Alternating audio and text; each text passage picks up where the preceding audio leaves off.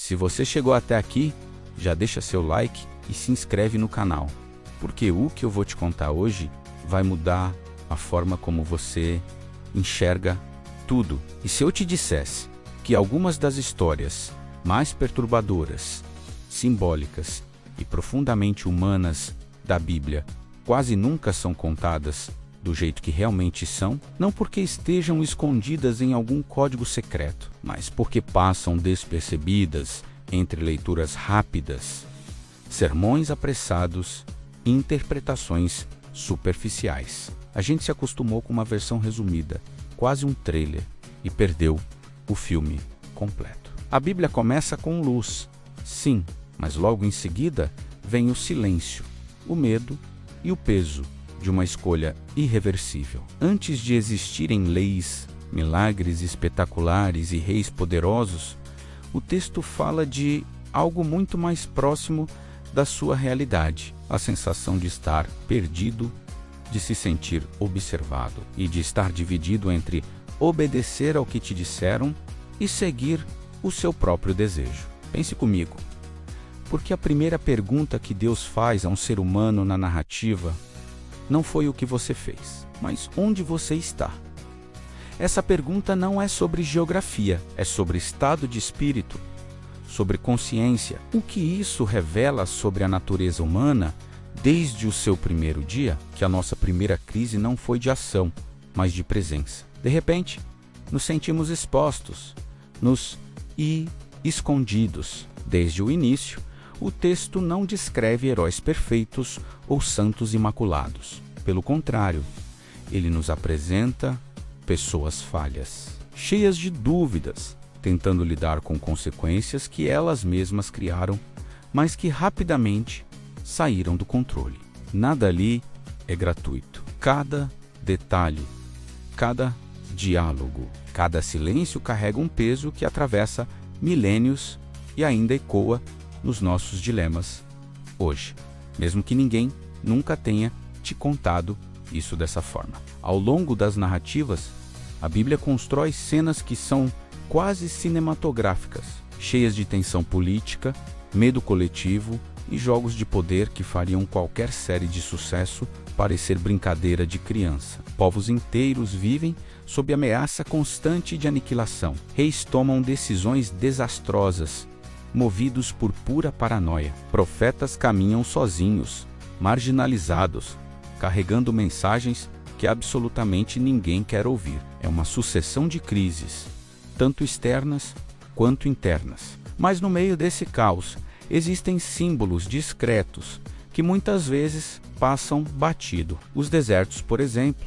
raramente são apenas lugares físicos, áridos e quentes. Eles são estados mentais. São os lugares para onde vamos, ou para onde somos levados, quando precisamos nos confrontar sem distrações. São espaços de isolamento, teste e, eventualmente, revelação. O número 40, que aparece tantas vezes, 40 dias de dilúvio, 40 anos no deserto, 40 dias de jejum. Esse número não marca apenas a passagem do tempo no calendário.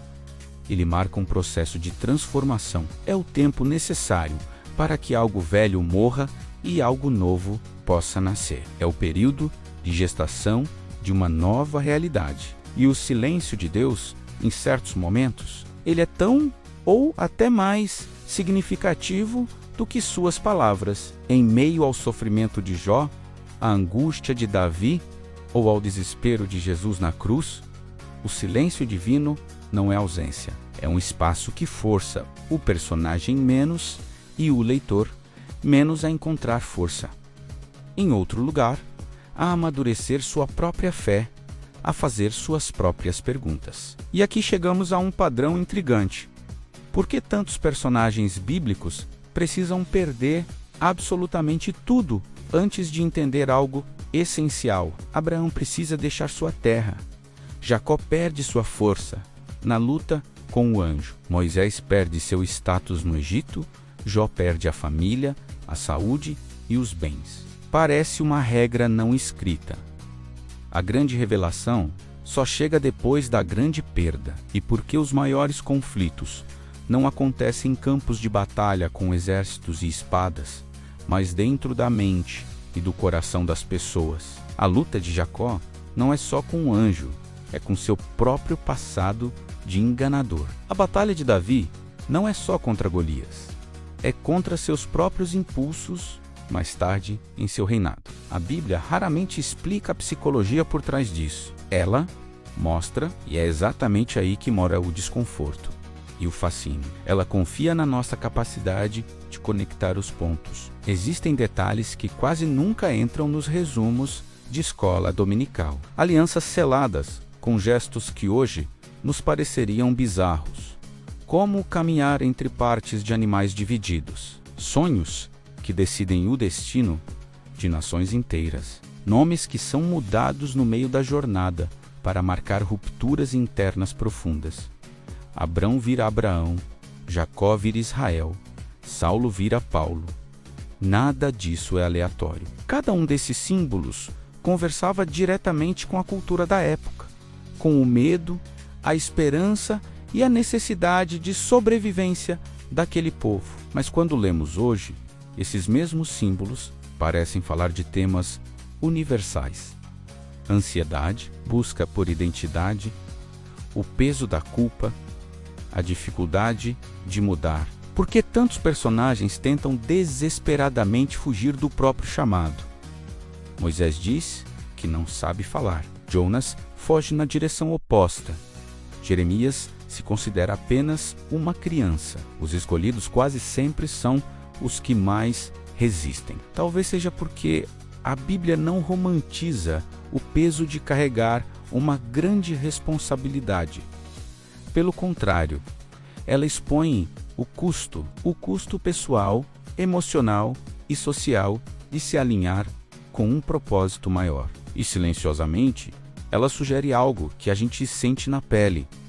Saber a verdade nem sempre traz alívio imediato. Às vezes, a verdade é um fardo. Quantas vezes você já evitou tomar uma decisão importante porque sabia, lá no fundo, que ela mudaria tudo, que depois daquele ponto não haveria como voltar atrás? Essa é a tensão que move grande parte dessas narrativas. No fim, talvez o mais surpreendente não seja o que a Bíblia diz, mas o que ela provoca em quem a lê de verdade. Ela não entrega respostas fechadas e prontas.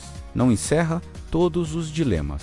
Definitivamente, não oferece finais confortáveis e felizes para todas as histórias. Pelo contrário, ela deixa perguntas abertas, cenas inacabadas e silêncios profundamente incômodos. E talvez seja exatamente por isso que ela continua sendo lida, debatida e estudada há milênios. Porque no fundo ela não fala apenas sobre Deus ou sobre um povo antigo do Oriente Médio. Ela fala sobre a repetição constante, quase cíclica, da condição humana, a nossa tendência a escolher, errar, nos esconder, nos arrepender e tentar de novo e de novo. Então, e se o que ninguém nunca te contou sobre a Bíblia é que a intenção dessas histórias não é te convencer de nada? E se a intenção for apenas te confrontar suas certezas, seus medos, suas desculpas?